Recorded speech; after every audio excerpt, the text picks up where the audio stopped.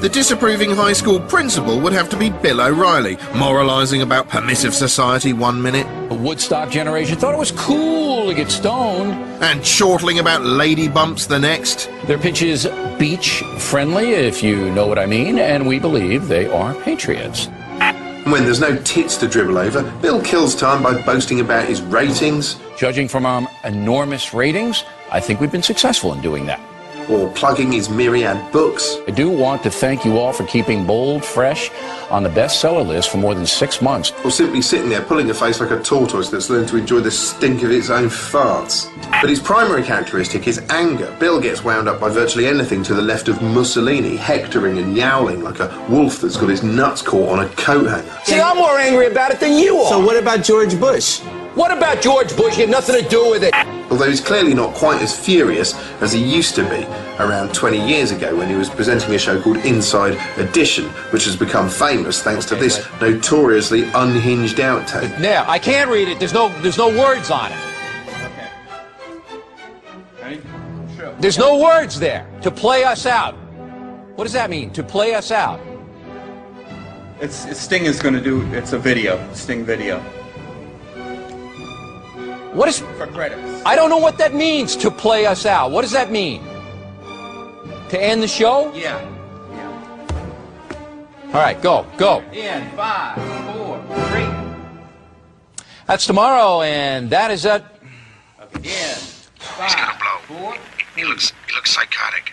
That's tomorrow, and that is it for us today. And we will leave you with a...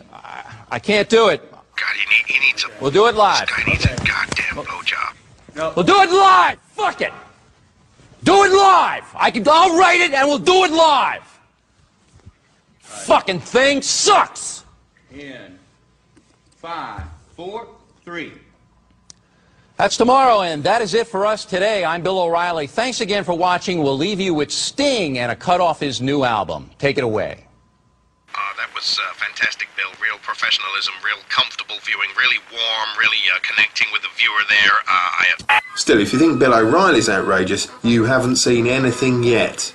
This is recent Fox signing Glenn Beck, who at first glance looks like a welcoming, happy kind of chap. He effectively presents his commentary show in the style of a wacky neighbour from a bad sitcom. Although, actually, rather than a sitcom, this is more like an out-and-out variety show, replete with zany chuckles. You think that ain't gonna happen? Anyway, so far you're probably thinking, okay, it's extremely right-wing, but it's fairly sane. Yes, because Beck isn't just the face of news, he's a bona fide social crusader who started his own post-apocalyptic sounding 9/12 project aimed at bringing the nation together in a spirit of unity and hope and something and stuff. This is the 9/12 Project. Are you ready to be that person that you were that day after 9/11 on 9/12? I told you for weeks, you're not alone. Now, I don't know if you've seen the superb and prophetic movie Network, in which Peter Finch played a news anchor who loses his mind and becomes a ranting, raving, rating smash after sinister bosses leave him on air. I'm as mad as hell, and I'm not going to take this anymore! This is basically like that, but crazier, and starring Paul Giamatti in a blonde wig. The real power to change America's course still resides with you. You are the secret. You're the answer. I'm sorry. I just love my country, and I fear for it. You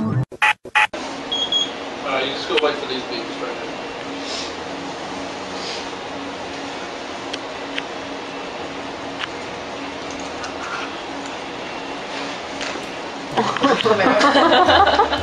So once it gets rolling.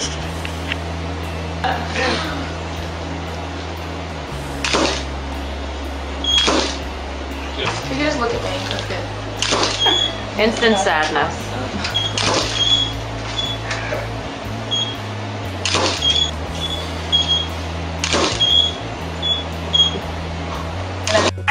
It seems like they'll show you anything on TV to keep from showing you reality. And if we look at this 2,500-year-old concept of the noble lie, it's the root cause which creates the wealth gap, since it's based on a lie or censorship, and it's therefore synonymous with the information gap. George Orwell once wrote that the most powerful form of lie is the omission. and it's the duty of the historian to help make sure that these lies do not creep into the history.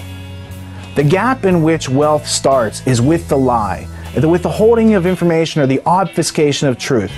This is the foundation of their concept of profit and usury. However, if we redefine profit as to any increase in satisfaction that is obtained without the use of force or coercion, then we can gain wealth, and a wealth of perspective. When you are denied full disclosure, you're being purposely deceived to subvert your sovereignty of judgment, and thus your choice, which is literally the definition of undermining your free will. And the entire status quo process depends on us making poor decisions due to our belief in the various forms of the noble lie. And I say, don't give the pricks a satisfaction.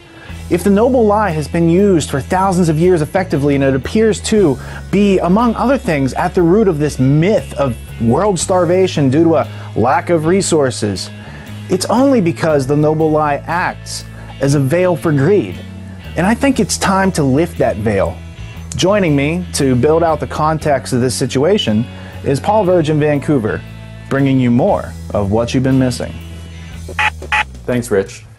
The term status quo is derived from Latin, literally meaning the state in which, or in modern parlance, to embody the idea of the current or existing state of affairs. Now, beyond defining the status quo, we need to identify how it works and what's beneficial and or detrimental about it, so we can decide for ourselves what we'd like to preserve and what we'd like to change and evolve through intelligent observation. Well, I thought that taking our mind off of television might be a good way to start learning how we can outgrow the status quo. Recognizing, for instance, the degeneration of our state of education, we might observe that we've all been systematically dumbed down, literally programmed to make bad decisions. Well, the status quo is a prolific example of our common ground. Did you ever notice that our common ground is being poisoned and wonder why human beings are the only life form to create toxic pollution for profit? Did you ever ask yourself why this is, or who benefits from it? Have you ever realized that our excess of toxic pollution and frivolous use of natural resources might just have something to do with the problems we're all facing, represented by the status quo? See, we're all human beings trying to survive. And this series is about tuning out our trivial differences and tuning in to our tremendous similarities. For instance, whether we like it or not, we are in one way or another one of the 6 billion consumers on this planet. And it's about time that we all recognize that there's a multi-billion-dollar industry specifically designed to exploit consumers by manipulating, deceiving, and conditioning us to outsource our decision-making because it's profitable to them, the controllers of this propaganda.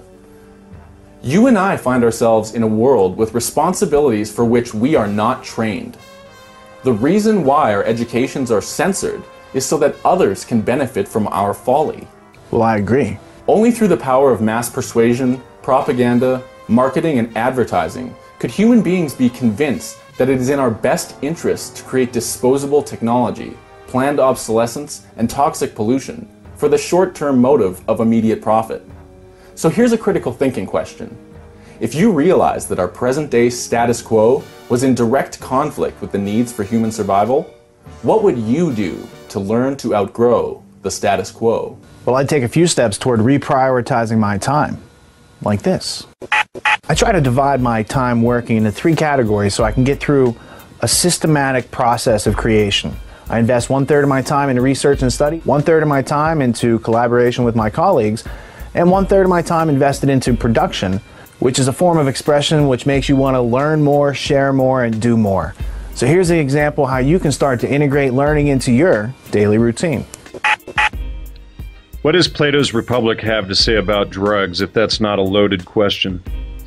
It actually, surprisingly, has quite a few things to say, either directly or indirectly.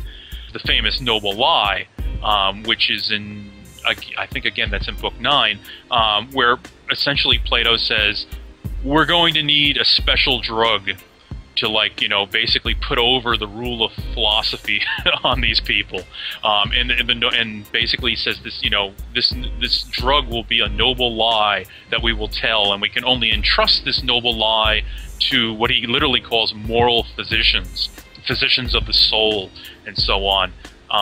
which, again, I found very fascinating. I mean, that the crux of justifying philosophic power at its heart is yet another instance of the pharmacon.